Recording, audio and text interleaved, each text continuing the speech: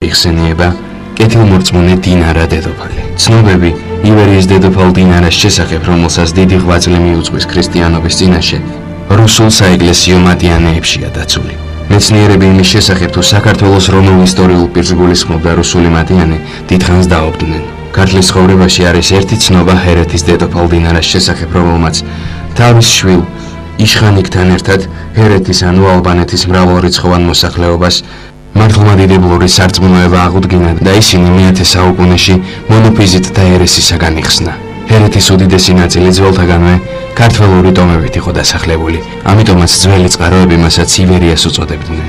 სლავურ-რუსული მეომარი ტომები სალაშქროდ ამიერკავკასიაში კასპიის ანუ დარობანდის გარეთ შემოდიოდნენ და ჰერეთის მოსახლეობას ხვდებოდნენ.